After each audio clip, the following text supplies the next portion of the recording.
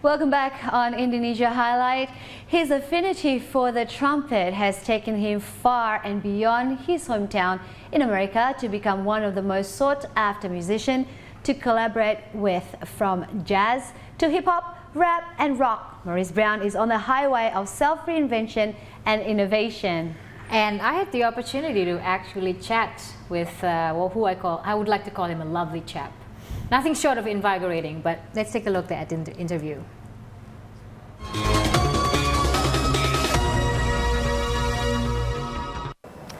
So you've been in Indonesia for a couple of times. Can we call Indonesia as your second home now? Definitely. I feel really connected to Indonesia and the Indonesian people and the whole Indonesian music scene with all the collaborations that I've been doing lately. Okay, so what was your first impression when you came to Indonesia for the first time? My first impression was, wow, all these people here are very nice and they're really into the music and the arts. Yeah. A very appreciative audience, you know.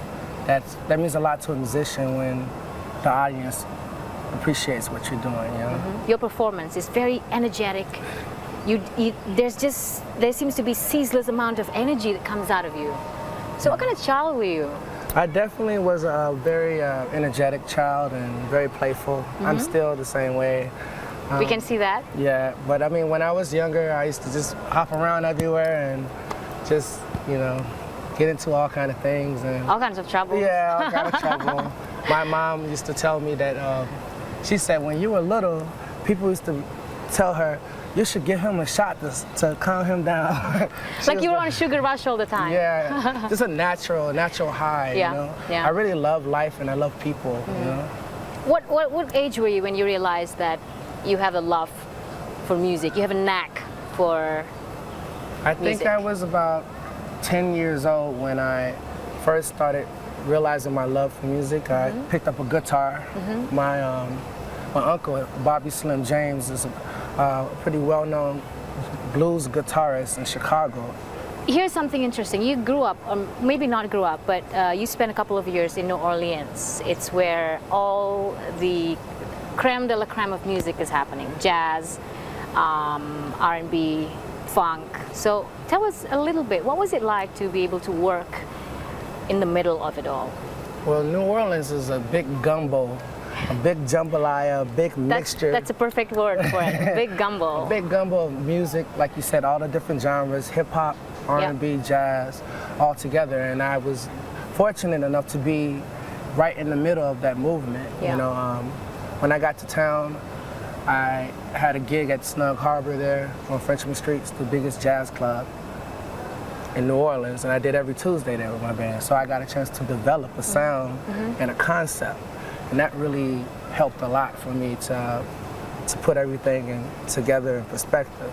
New Orleans, I won awards there, like the Big Easy Award. Yeah.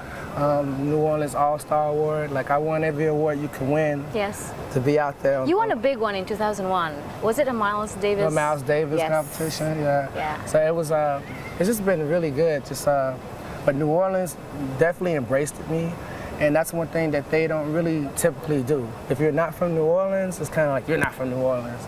But I caught the vibe so much, being from Chicago and New Orleans are kind of like sister cities. Right. You know, so I fit right in and they accepted me. And so like they used to say that I'm New Orleans' adopted son. We just all got better. The whole scene got better. It was a really good time in New Orleans, right before Katrina. Speak of Katrina, you were displaced after the Hurricane Katrina in 2005. Can you tell us a little your experience on that? Yeah, it was one of the hardest things I went through ever in life, you know. In this world, Where were you when it happened? Well, I was in New Orleans and the levees were getting ready to break, so they were evacuating everyone. Okay. So I had a show at Tipitina's, it's a famous club in New Orleans, and we were playing.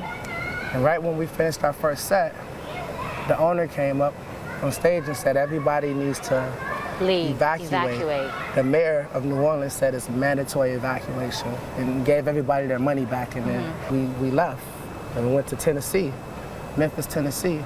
And I was in a hotel and I saw the levees break on TV. Right, right. And it happened just right after you left. Yeah, so it was real devastating. And I really wanted to stay in New Orleans and help rebuild it, but I was at a point in my career where I just needed to keep going, Yeah. you know, and that's Keep the why, momentum going. Yeah, that's why I wound up going to New York.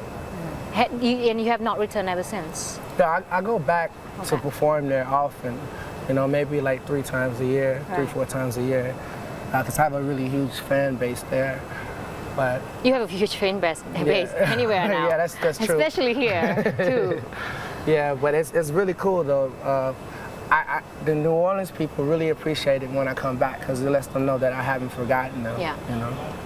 You look like you can use a drink or two. Yeah. We will be moving on to, and we'll talk more about music and certainly the trumpet that the Mobetta, what do you call this trumpet? The Mobetta swag. The Mobetta swag, we'll talk about that. And also your project with Indra Lesmana, one of our just prominent musicians in Indonesia. Oh yes. Yeah? Okay. Looking forward to it.